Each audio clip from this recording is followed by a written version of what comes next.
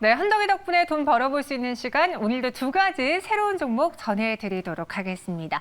앞서 조금 수익이 아쉬워요라고 했지만 종목별로 잘 선택하신 분들은 네. 충분히 좋은 시장일 수도 있었을 거고요. 그렇죠. 그리고 저희가 소개해드렸던 종목 중에서 SKIT 상황실에서도 다뤄봤는데 슬금슬금 계속 올라왔어요. 그러니까 쉽게 말씀드리면 네. 이런 종목이 가고 있는 거예요. 네. 왜냐하면 이 SKIT 테크놀로지가 시가총액이 상당히 큽니다. 그러다 보니까는 좀 투자금이 작으신 분들은 이런 대형주를 매수하시는 걸 좀 꺼려 하시는데 오히려 이런 걸 사두시면 슬근슬근 올라가게 돼 있거든요.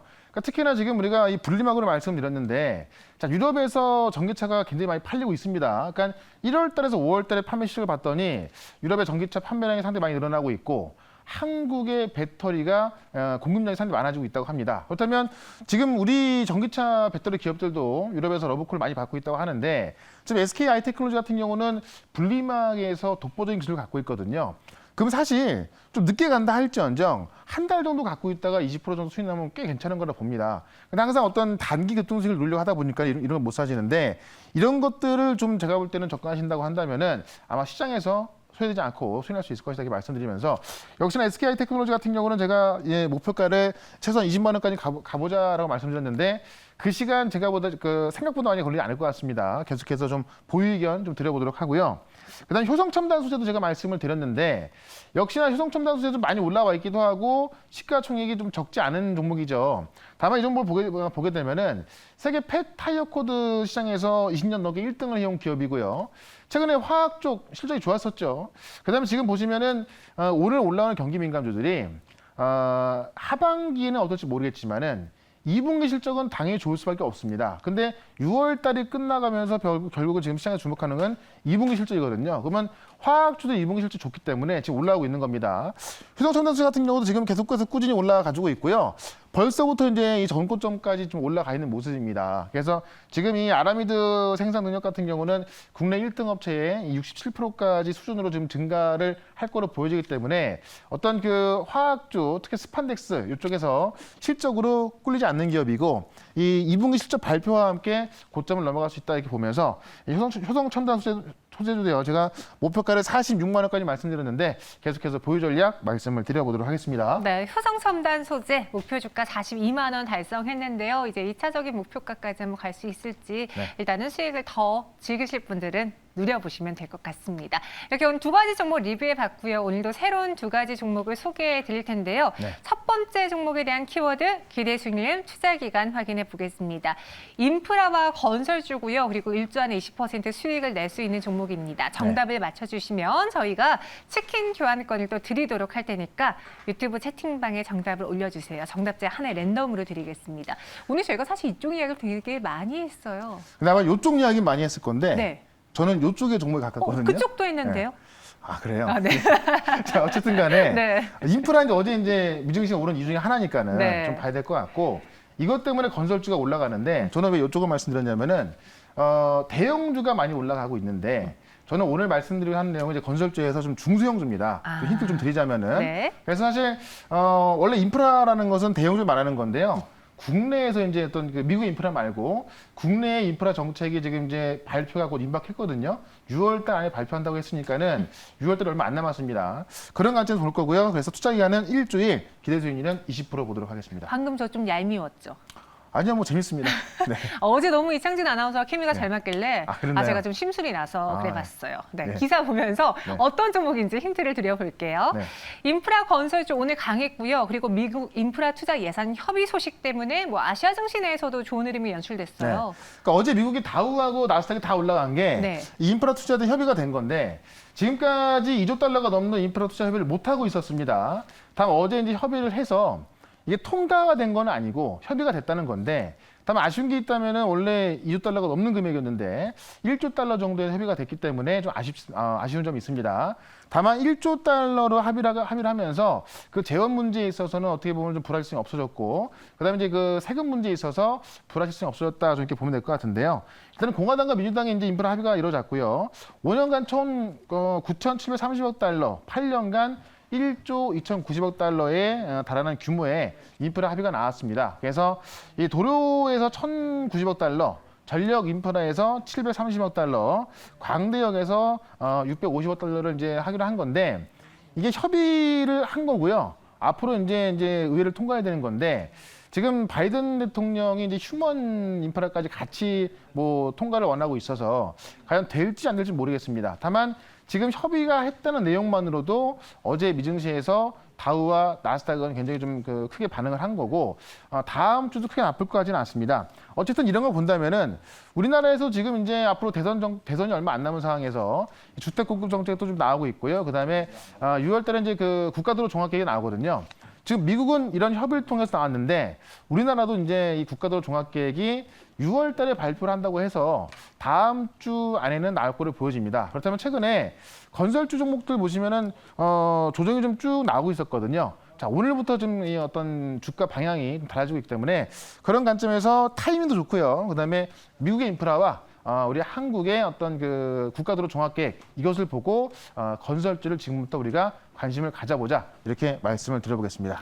네, 미국 인프라 투자 예산 협의 그래서 관련주로 저희가 오늘은 대형주보다 중소형주로 한번 꼽아봤습니다. 많은 분들이 정답을 또 올려주셨는데요. 어떤 종목이죠? 정답이 나왔군요. 네. 자, 중소형주인데 동아지질이라는 종목입니다. 제가 동아지질 말씀드리는 이유는 일단 지금 국내 인프라를 보게 되면 일단 국내에서 국가도로 종합계획을 보게 되면은 아마 뉴스 보신 분들 많이 아시겠지만 대부분 지하화 시키는 이야기가 많이 나오고 있습니다. 네. 경부고속도로 지하화도 이야기 나오고 있고요. 강변고속도로 지하화, 그다음에 남해역역에서 또 용산 가는 길까지 지하화, 뭐 많은 것들이 나와주고 있는데 이 동아지질은요 대구경 실드 TBN 공법이라고 해서 우리가 보통 이제 드릴 가지고 구멍을 뚫지 않습니까? 드릴 가지고 이제 어떤 세면도 뚫고 뭐 나무도 구멍을 뚫는데 이 드릴이 굉장히 큰 거라고 보시면 될 것 같아요. 그래서 이 쉴드 TBN 공법이 굉장히 큰 드릴로 뭐 땅굴을 판다 그러면 될 것 같은데 동아지질이 이 사용으로 국내 실적의 80~90%를 차지하고 있습니다. 그래서 아마 이 지하화되는 그런 어떤 정책들이 나오게 된다면은 동아지질이 가장 큰 수익을 볼 수 있다 이렇게 좀 말씀을 드려보겠고요. 최근에 나오고 있는 게 이제 서울시에서 경부고속도로 지하화 사업이 추진되고 있는데 아직까지 이게 확정된 건 아닌데 이미 서울시에서 지금 이제 용역을 하기 위해서 예산을 뭐 미리 좀 편성을 했고요. 한남에서 양재 구간 지금 이제 어떤 용역을 줬습니다. 그래서 일단은 행정 행위 단계 진입했음을 의미한다라고 좀 보시면 될 것 같고, 그다음에 이제 강변군로 같은 경우도 이제 가양대교에서 영동대교까지 이 구간을 지하화하겠다는 이 오세훈 시장의 또 계획이 있고요. 국토교통부에서는 이제 서울 양재 IC에서 경기 화성 동탄 구간까지 지하화하겠다고 했는데. 이거를 6월 달에 확정 발표한다고 했습니다. 그래서 이것만 나온다 하더라도요. 이 지하화와 관련된 어떤 토목주들은 다 급등할 수밖에 없다라는 거고 조만간 제1자 국가도로 종합계획 발표가 될 텐데 여기에 다 들어가 있습니다. 그래서 최근에 건설주가 좀 많이 못 가 있었는데 어제 미국에서 인프라 투자 법안 통과로 인해서 다시 한번 주목을 받기 시작하면서 주가가 좀 틀어졌고요. 다음 주에 이제 발표할 거로 보진다고 한다면은 주가가 많이 빠져있을 때 지금부터 우리가 좀 관심을 가져보자 이렇게 말씀을 드려보면서 차트를 보시면 한번 그런 기대감에 이제 우리 한 달 전에 경부고속도로 지하화 이야기 나왔거든요. 그때 가장 빨리 올라갔던 종목 중에 하나인데 지금은 충분히 좀 조정이 나와 있습니다. 그래서 지금부터 관심을 가져본다면은 제가 볼 때는 정고점은 충분히 돌파할 것으로 보여진다라고 말씀을 드리면서 1차 목표가는 23,500원, 2차 목표가는 27,000원, 손절가는 2만 원 대응을 해보도록 하겠습니다. 네, 관심 종목은 바로 동아지질이었습니다. 목표 주가 23,500원, 2차는 27,000원, 손절가 2만 원 제시해드렸고요. 네. 오늘도 정답자 중에서 저희가 랜덤으로 K10님을 꼽아주셨습니다. 네. 증시 오늘간의 오픈 채팅방에 들어와 주시고요. 비밀번호는 4개 치시면 돼요. 이어서 두 번째 종목도 만나보도록 하죠. 이번에는 어떤 키워드를 갖고 오셨는지 기대 순위일과 투자 기간 열어보겠습니다.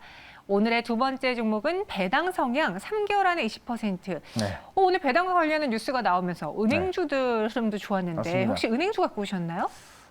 비슷한 거고요. 은행은 아니고. 네. 네, 왜냐하면 또 제가 뭐 정확히 또 말씀드리면 안 되기 때문에 어제 같은 경우도 미국의 이제 은행들이 스트레스 테스트에 통과하면서 많은 종목도 올랐거든요. 네. 우리도 그런 관점도 있는데 스트레스 테스트를 통과하게 되면서 이제 배당을 좀 마음대로 줄 수 있게 됐습니다. 근데 물론 마음대로는 못 주겠지만은 뭐 2019년만큼만 줘라라고 권고는 나왔기 때문에 어쨌든 뭐 이 배당을 준비를 하고 있거든요. 그래서 은행뿐만이 아니라 금융권에서 준비를 하고 있기 때문에 이 배당을 봤을 때 우리가 이제 은행 이자 있지 않습니까? 네. 이거보다 훨씬 많아요. 그래서 뭐 그런 얘기도 나오고 있는데 그런 관점에서 어쨌든 그 금융주 같은 경우는 뭐 단기로 급등한 종목은 아니기 때문에 투자 기간은 넉넉히 3개월 보도록 하고요. 기대 수익률은 20% 보도록 하겠습니다. 알겠습니다. 배당 성향과 관련한 기사로 또 이야기 나눠볼게요. 네. 최현동 매니저가 꼽은 오늘의 주제에서 배당 매력도는이고요. 맞아요. 족쇄 풀린 여름 보너스 때문에 네. 금융주들에 대한 모멘텀이 조금 더 강해질 것 그쵸. 같아요. 그 여름 보너스가 이제 직원들 준다는 이야기가 아니고 주주들한테 이제 배당. 보너스 준다. 예, 네. 이런 이야기인데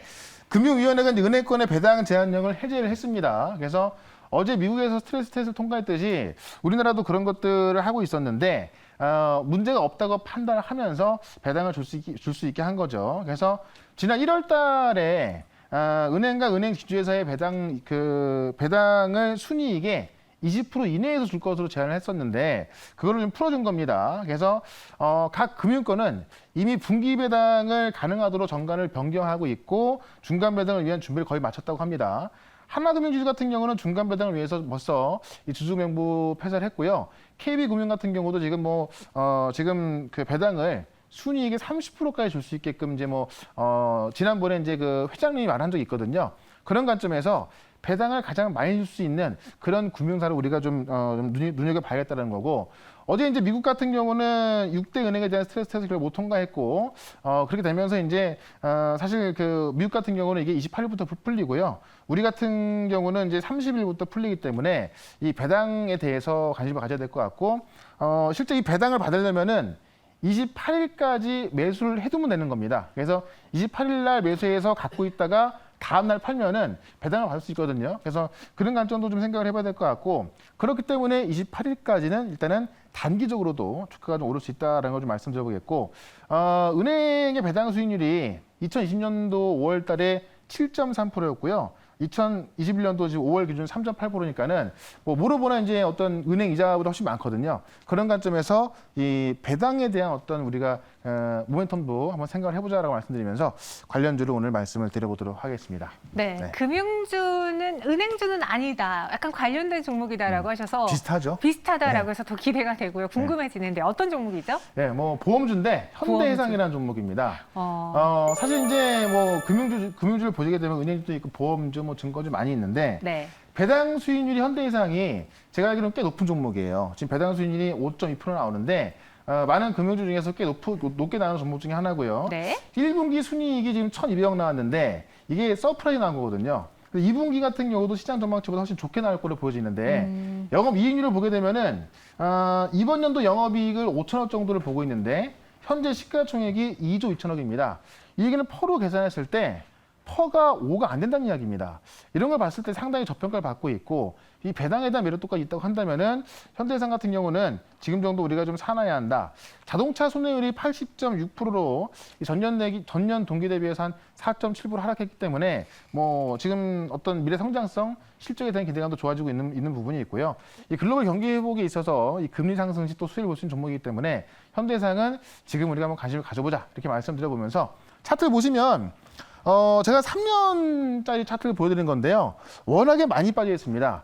최근에 여기만 보시면은 좀 올라가 있는 것처럼 보입니다만은 과거 3년 전 대비해서 주가는 지금 거의 이 2분의 1 되는 가격에 거래가 되고 있기 때문에 중장기로 보고 우리가 접근하셔도 괜찮겠다라고 말씀드리면서 1차 목표가는 28,000원, 2차 목표가는 3만 원, 손절가는 23,000원으로 대응을 해보도록 하겠습니다. 네, 현대해상입니다. 28,000원 그리고 3만 원의 목표 주가 제시해드렸고요. 네. 이제 여타모 은행 금융주 안에서 이 현대해상을 꼽은 건 배당률에 따라서 더 매력적으로 보였다라고 이야기를 해주셨습니다. 오늘 이렇게 두 가지 종목을 저희가 설명해 드렸는데 지금 코스닥의 상승폭이 살짝 둔화된 게 셀트리온 그룹주의 하락이 나오고 있어요. 조금 전에 나온 속보인데 정부에서 국산 항체 치료제가 이 델타 변이주의 치료 효과가 있어서 현저히 감소한다라는 이 소식이 나오면서 셀트리온 제약과 셀트리온 헬스케어가 갑자기 분봉으로 봤을 때 급격히 빠지는 모습이 보여줬거든요. 살짝 이에 대한 최현동 매니저님의 의견 그리고 혹시 무료 방송에서 더 이야기해 주실 수 있을까요? 그러니까 셀트리온 최근에 바닥에서 많이 올라오고 있었거든요.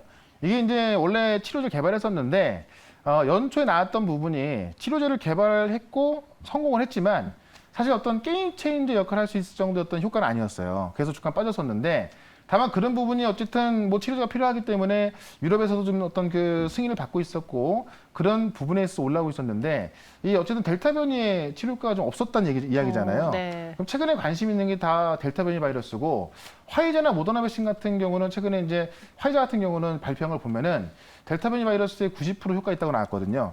그러니까 웬만한 백신들이 지금 델타 변이에 효과가 있다고 나오는데 지금 셀트론 같은 치료제 같은 경우 효과가 없었다고 한다면은 제가 볼 때는 좀 뭐 심각한 악재인 것 같다. 예, 그래서 혹시나 갖고 있는 분이라면요. 일단은 뭐 주가 많이 빠져 있긴 해요. 다만 올라갈 수 있는 모멘텀이 좀 그렇게 세 보진 않기 때문에 좀 절반 정도는 좀 덜어놨다가 좀 접근하기 좋을 것 같고요.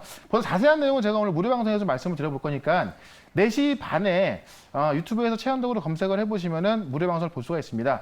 이 셀트론에 대한 얘기도 좀 해드릴 거고 지금 시장이 그렇게 쉬운 시장은 아닙니다. 지수가 올라가고 있는데 종목들의 어떤 그 급등하는 모습이 크진 않기 때문에 그런 관점에서 종목까지 말씀드려 볼 거니까요.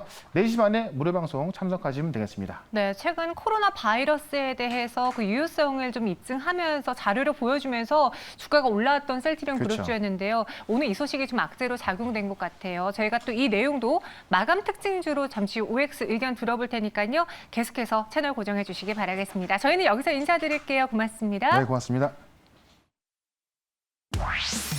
최현덕과 함께하고 싶다고요?